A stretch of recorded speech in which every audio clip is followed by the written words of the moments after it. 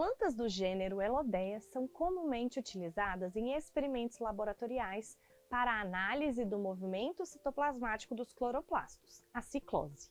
Uma amostra foi exposta à luz e ao calor, provenientes de uma lâmpada de 200 watts. Com o uso de um oxímetro, instrumento que monitora os níveis de oxigênio disponível, verificou-se mudanças no metabolismo celular da planta. O aumento da temperatura do meio em que a Elodea foi submetida aumentou o movimento dos cloroplastos e a produção de oxigênio. O resultado desse experimento indica que houve na célula vegetal o quê, pessoal? Bom, a questão então está falando de um experimento que colocou essa Elodea, né, essa planta, exposta à luz e ao calor para observar o movimento dos cloroplastos, que eles chamam de ciclose. Então, isso aqui para a gente é muito importante, tá? Avaliando movimento de cloroplasto. Ou seja, né, a gente tem que, para responder, pensar o que esses cloroplastos fazem numa planta. Os cloroplastos, gente, são as organelas responsáveis pela fotossíntese, né? Então, se a gente for lembrar aqui, você tem CO2 mais água, certo? Formando a glicose, que a gente vai falar que é a energia, né? Que é o próprio alimento da planta.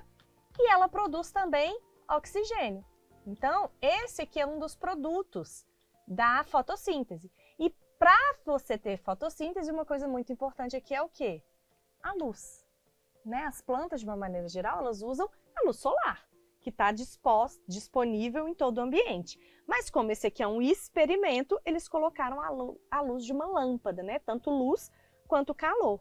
Então, quando você colocou essa Elodea exposta à luz, o que a gente teve? A gente teve um aumento do movimento dos cloroplastos e a produção de oxigênio. Ou seja, a gente teve um aumento de fotossíntese, a gente teve um aumento da taxa fotossintética, certo?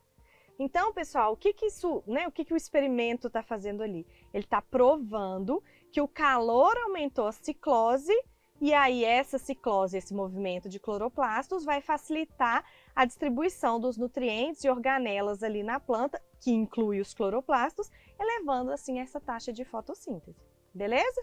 Então vamos ver. Letra A, aumento da taxa respiratória? Não, né, pessoal? Então a taxa respiratória, ela consome oxigênio, ela diminui, ela não aumentaria a produção de oxigênio, porque a fotossíntese é gás carbônico mais água formando glicose e oxigênio. A respiração nada mais é do que o oposto. Você tem oxigênio mais glicose formando CO2 mais água, certo? Que é o que nós, seres humanos e todos os organismos fazem, certo? Inclusive as plantas também respiram, né? Elas fazem fotossíntese, mas também respiram. Só que é o oposto, é o consumo de oxigênio e não a produção.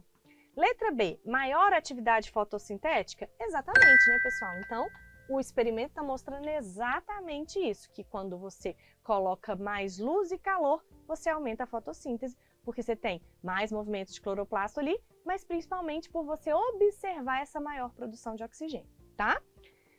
Letra C, redução na síntese de proteínas? Não, né, pessoal? A gente não tem nada relacionado que tem uma redução da síntese de proteína por causa do aumento do calor ali, tá? A única coisa que ele fala é focado mesmo na fotossíntese. Letra D, a gente tem uma diminuição da atividade metabólica? Não, né, gente? A atividade metabólica aumentou, porque se você está tendo mais fotossíntese, está produzindo mais energia. Letra E, intensificação do processo de glicólise. Gente, essa está errada porque a glicólise ela é uma das etapas da respiração celular. Então, ele não está diretamente relacionado à fotossíntese. A glicólise é aquela parte que você tem a quebra da glicose em moléculas menores, que a gente chama de piruvato, e aí esse piruvato vai continuar até chegar lá no CO2 mais água.